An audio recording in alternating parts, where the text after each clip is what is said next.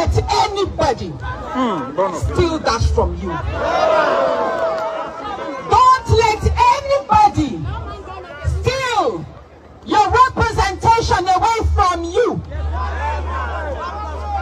The entire country is suffering from bad leadership. The only reason why I have been persecuted so much in the past 1 month is because I dared the bad, corrupt system. I refuse to do things the way they usually play politics. I refuse to be silenced. The past it's been a year and 4 months, right? Yes, I was sworn in November 2023. So that makes it a year and 4 months, about 5 months, a year and 4 months.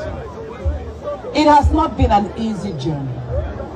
It's just that I had it all, I kept it all inside. It's not been an easy journey.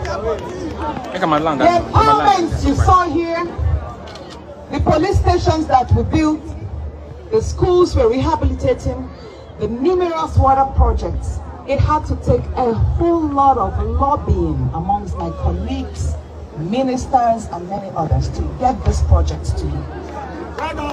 It's not as if they were given on the platter of gold. I went out there in Abuja and I worked for you. I used the office that you gave me to work for your good. But as I worked, I created enemies. As I worked diligently, as I brought the dividends of democracy to you, I created enemies among some of my colleagues. There are some that felt I subjected them to ridicule. They told me, Natasha, your empowerments, by your empowerments, you're making our constituents insult us. So I kept on apologizing to them. Distinguished, I'm sorry, that's not my intention. Distinguished, I'm sorry, that's not my intention. But in my heart, I knew that I had promised that I would spend every day working in Abuja for your good. And even though I apologize for them, I will not apologize for bringing good to you.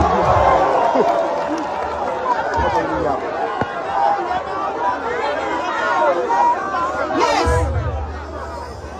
I stand by my words. I was harassed by my Senate president, who thought it was normal for him to get what he wanted. A beautiful woman, I want you, so I should have you. But he didn't get that through me. Ibira women are not cheap. Ibira women are women of dignity. You might see an Ibira woman, if she's divorced because she just did not feel connected to that marriage, but that does not make her a bad person.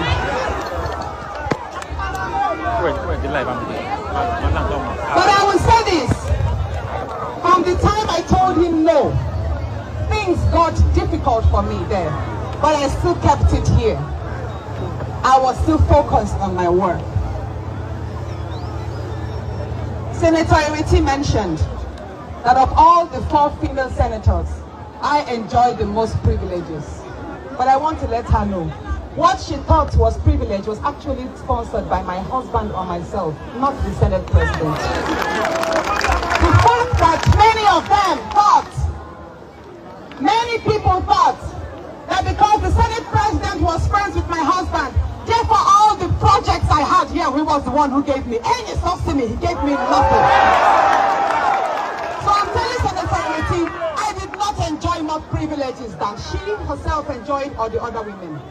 I actually suffered more.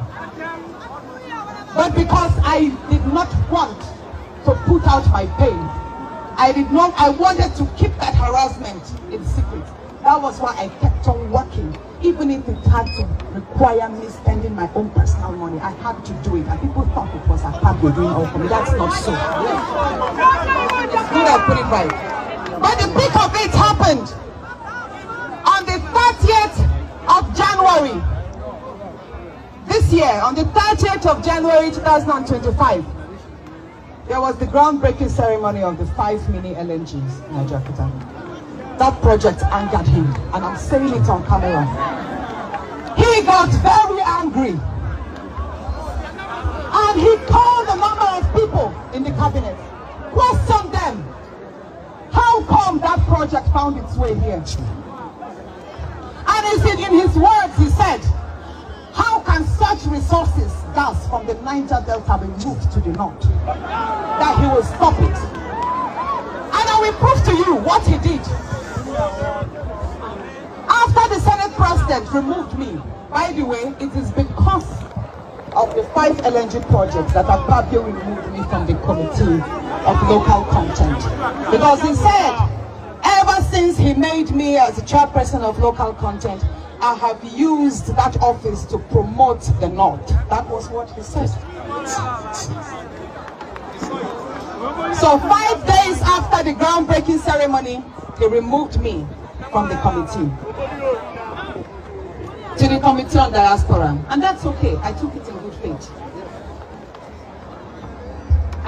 good faith. But what happened after that? He commissioned the Senate President, Godswill Apkabio, commissioned his SLA, his senior legislative aide on Niger Delta, Dr. Ominimini, who is also the Secretary of PANDEF.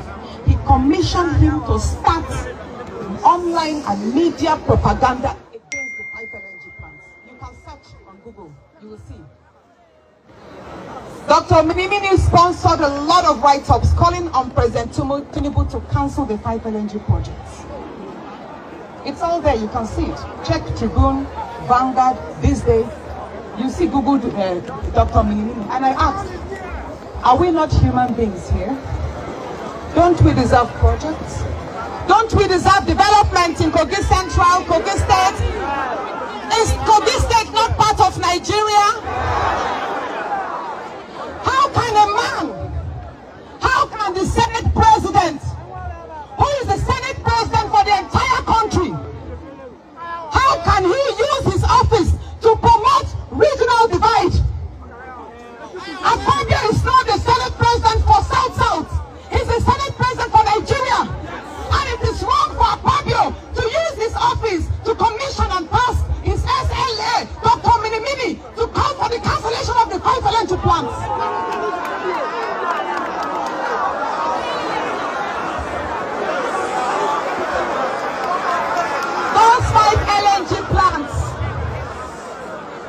Those 5 LNG plants were approved by President Bola Ahmed Tinubu.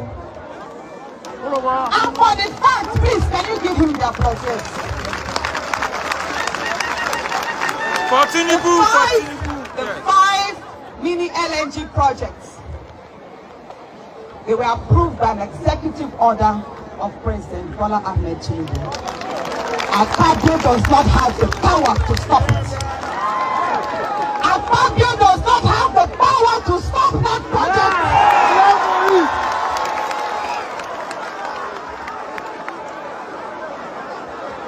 We have been quiet for Jakarta Steel Company.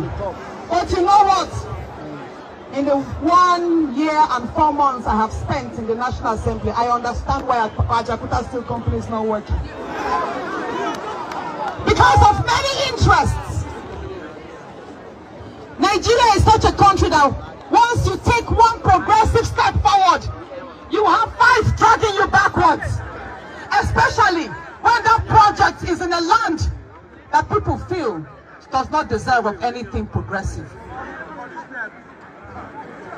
Sometimes I wonder, if a Jakarta Steel Company is in Lagos, will it stay moribund? No.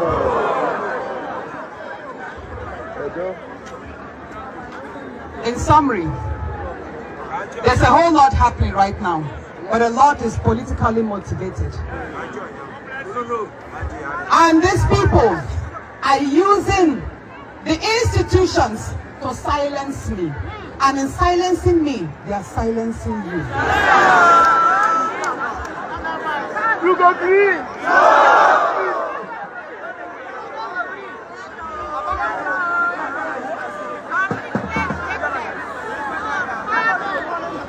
On the 20th day of February, was the day I protested the move of my seat. I walked into chambers and I was told by the staff, Senator, you're not sitting here anymore. your seat is by the corner, near where the workers are sitting down. A corner where the cameras will not get to you. In summary, moving my seat from where I sat before was a way of taking away my visibility. And I said, no, I will not move to that corner. I was not notified beforehand. I was not given a chance to ask, why are you changing my seat? Why can't you move somebody else there? Why me? But I will say this, that I have not told people before. 2 days before that day, a senator called me and said the Senate President had complained about my sitting in that position. And I asked why. He said, each time the Senate President looks at the screen above me, and he sees me there, it angers him. I have not said this anywhere, but I'm saying it today. I was told about it 2 days before. And the night before that day, I mentioned to my husband, I said, the Senate President's hatred for me is deepening. You see, it got to a point whereby everything I did annoyed Apkabio. It got to that point where everything I did, the sheer presence of myself annoyed him. And that is what you call bullying. I was actually being bullied in the National Assembly by himself. Through his actions, I was being bullied. You know, I mentioned, and many of you know, for the past 8 months, I have not been speaking on the floor of the National Assembly. Yes. There was an incident that happened here in Oboroke, where after a heavy rainfall, a grandmother and her child were swept off by the flood. It was erosion. It was a gully there. I penned that down as a motion so I could read on the floor and have the Senate President call on the SGF's office, because they do have these ecological funds that take care of erosions. I penned that down.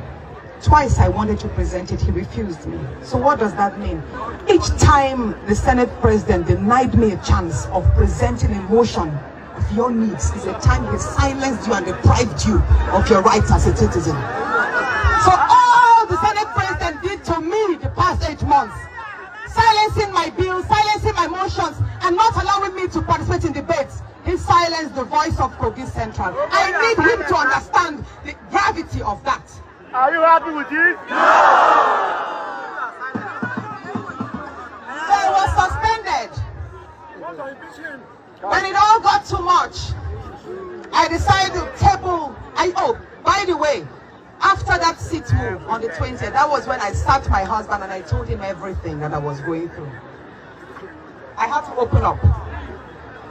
So, after I went public with the sexual harassment, the day after I tabled the petition, I was suspended.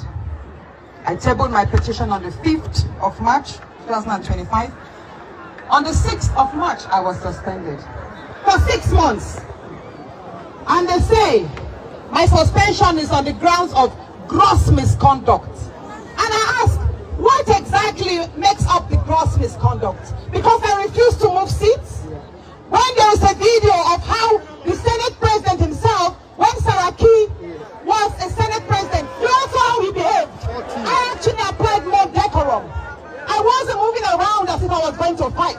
I didn't exchange words, and neither did I insult the Senate President. I minded what I said. I was very intentional. I put facts out. I said, Mr. Senate President, I'm not afraid of you. May Yawa. You want to suspend me? And for clarity again. For clarity. My outburst on that day to the Senate President was in response to the fact that he told the Sergeant at Arms to take me out and told the clerk to prepare for my suspension while I was reading an Order 10. Yes. If you watch that video, I stood up and I said, Order 10, please, 3 times.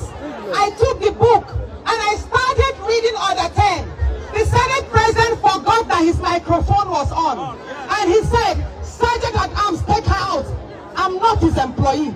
Apkabio did not employ me. No. He can't tell people to, he can't instruct me to be taken out like I'm nobody. Because by telling me to be taken out, he was like telling the whole Kogi Central to be taken out.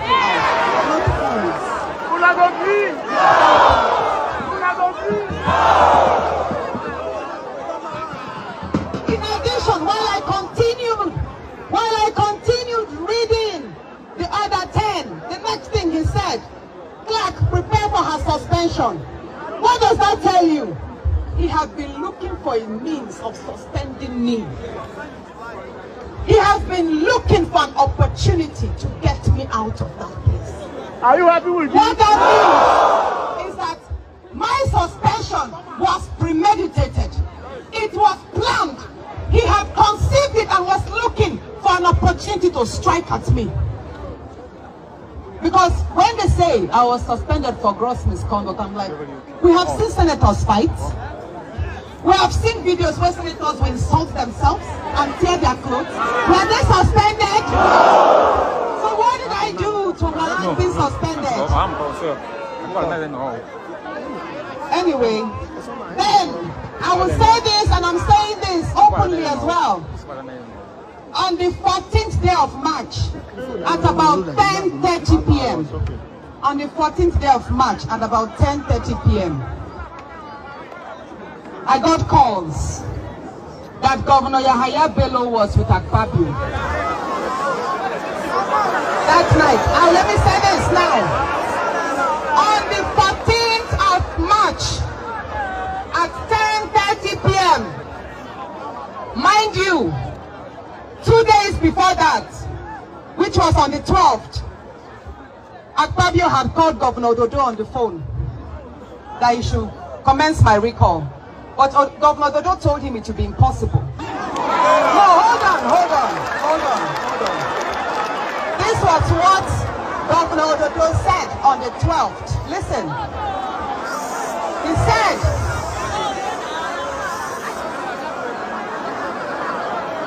Oh, there.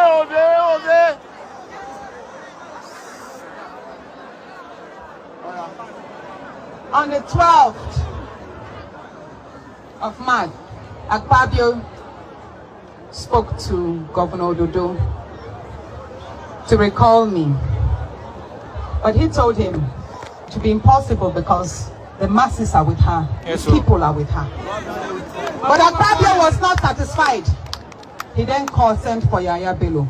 And it was actually Senator Asukwo from Cross River that drove Yahaya Bello from Hilton Hotel. I was informed of everything. And when I got to know, hold on, the meetings was in two folds. He told him to commence my recall. And that he was going to fund it. Of course, monies changed hands that night. The second thing he told him was that he should try and kill me. I didn't make this public, but I wrote to the IG of police. And Apkabio told Yahaya Bello, I am saying, standing by what I've said. He told him that he should make sure that killing me does not happen in Abuja, it should be done here. So it will seem as if it's the people that killed me here. I didn't make that public, but we did notify the security agencies of that. I called on the media houses.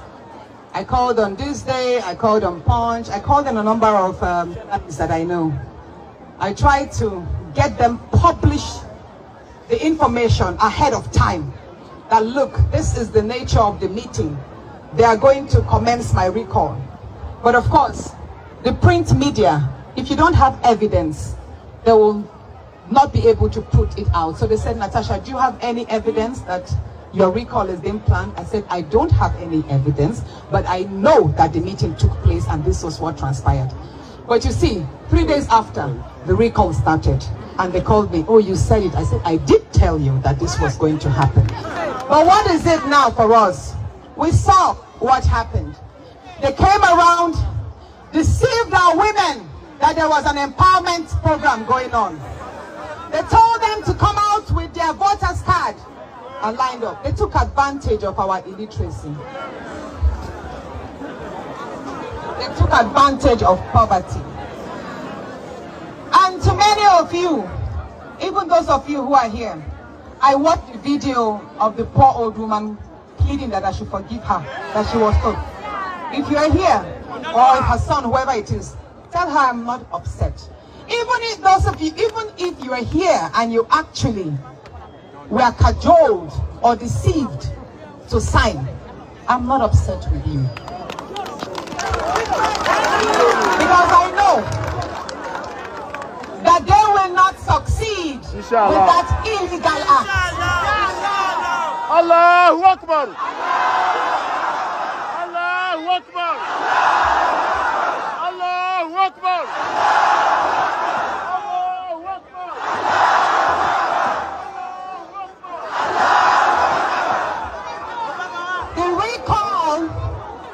The recall will not be successful by the grace of God. You see, the few videos that circulated and pictures were in Ododo's ward and Yahaya Bello's ward. Most parts of Kogi Central, there was no activity. So what did they do? They went into some rooms and assembled a few of them and started filling in the petitions themselves. That was what they did. And I believe INEC has been notified of this. And this actually is another litmus test on INEC to redeem its image. The recall.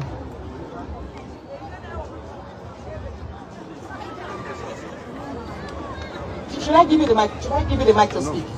Or should I give it to speak? No. Please, can you step downstairs?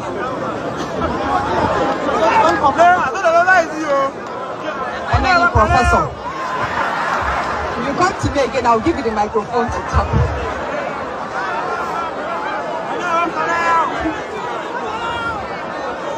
So like I said, the whole country and the whole world is on INEC. The nature in which the petitions, 250,000, really? 250,000 here in Kogi Central came out in just about how many days? In 2 days? In 2 days, 250,000 people came out to sign petitions for the recall of the most performing senator in Nigeria. And then you're right. That's why I go.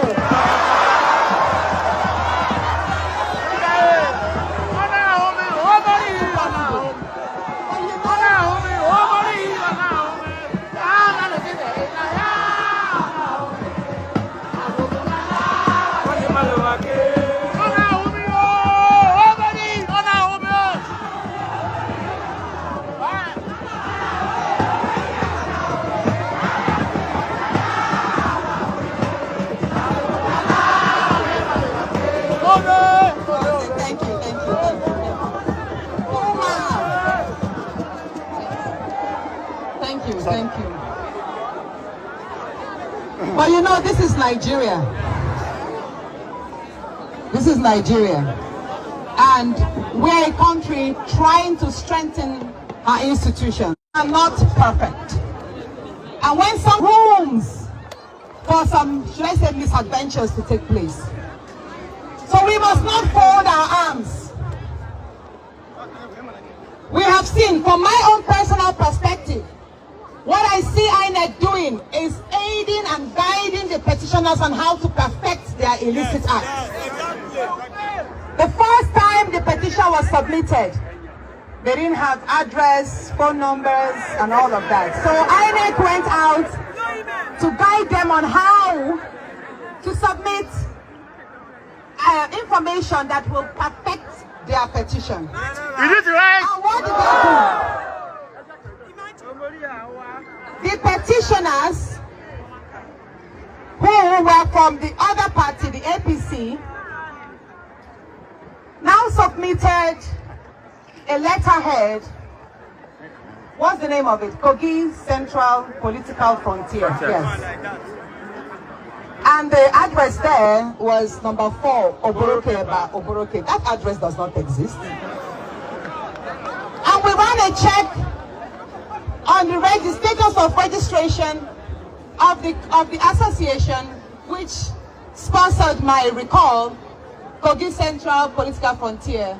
And the CAC reports came negative that that association is not registered. So I'm still waiting. I'm wondering why INEC has not yet made a statement to that effect, or sent people down to Oboroke here, which is just 5 minutes away, to ascertain whether that address is real. Or have we stooped to the point whereby fictitious non-existing associations and individuals can call for the recall of a senator? Are we in a kangaroo country? No. We should not allow that. So now, I don't know whether the process will be stalled, but we are in courts as well. Also, I don't know when they will come down here to verify you, but I will say this. If the time ever comes for the verification of the 250,000 people that signed for my recall, I trust that you will do right. I trust that you will speak, that you did not... What's going on with that car? Overheating. It's overheating. Yes, overheating. Tell them to come out of that car and switch off. Let me, please come out of the car. Look at what's going on.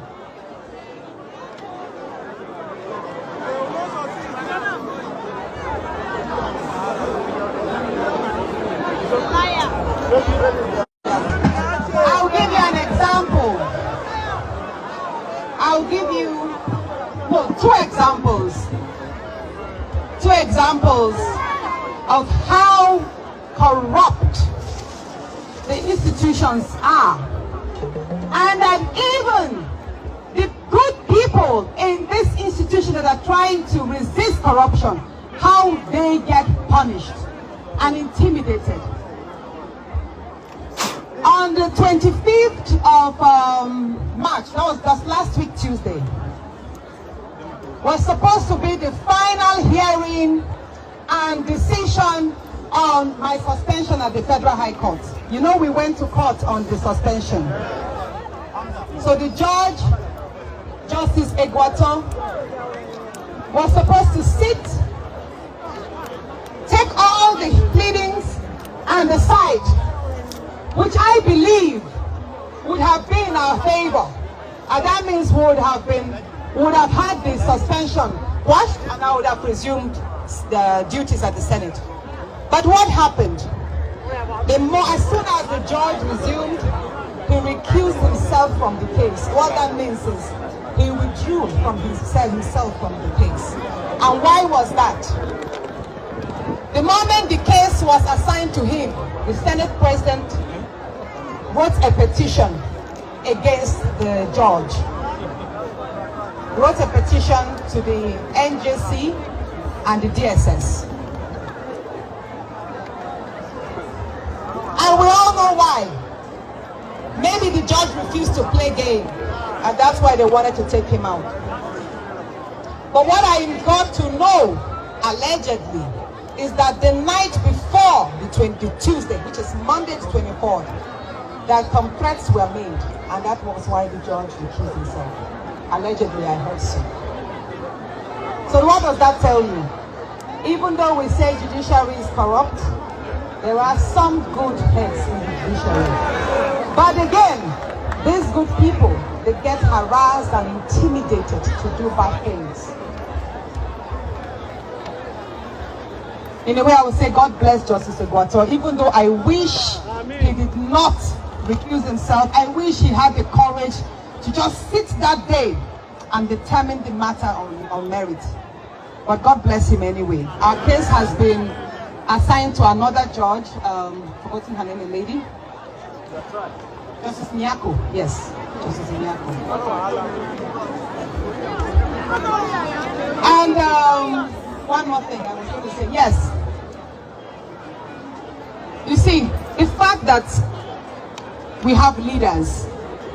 When a person is appointed to a leadership position or elected to a leadership position, that does not mean that they are absolutely right in every decision they make.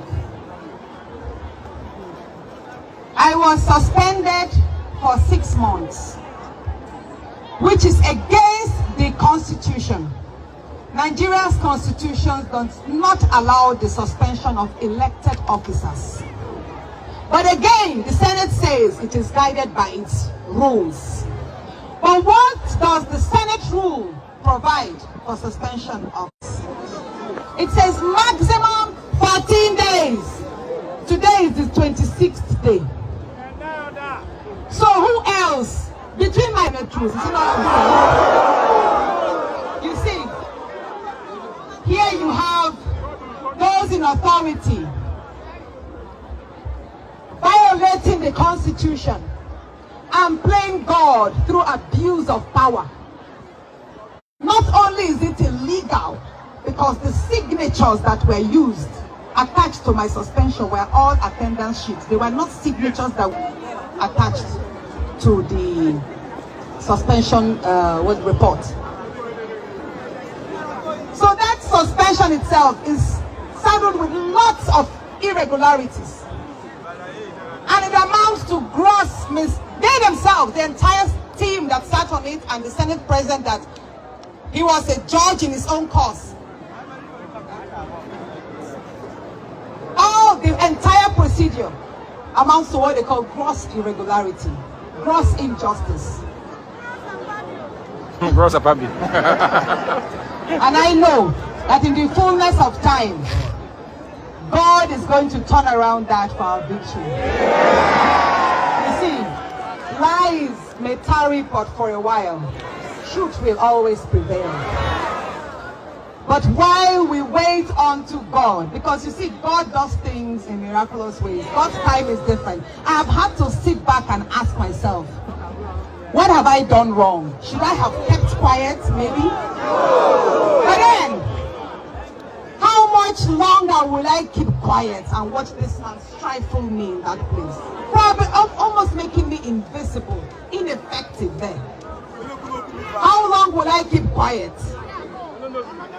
Especially when I knew that many women are going through the same thing that I went through there.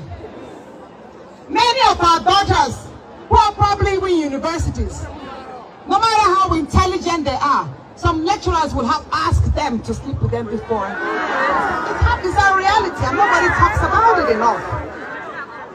Even in the banks or other corporate arena, we have some of our wives, our sisters, our mothers. Even though they are married, you will see their bosses asking for their bodies in exchange for promotion. And nobody speaks about it. So I have thought about this, I've reflected deep, and I say, you know what?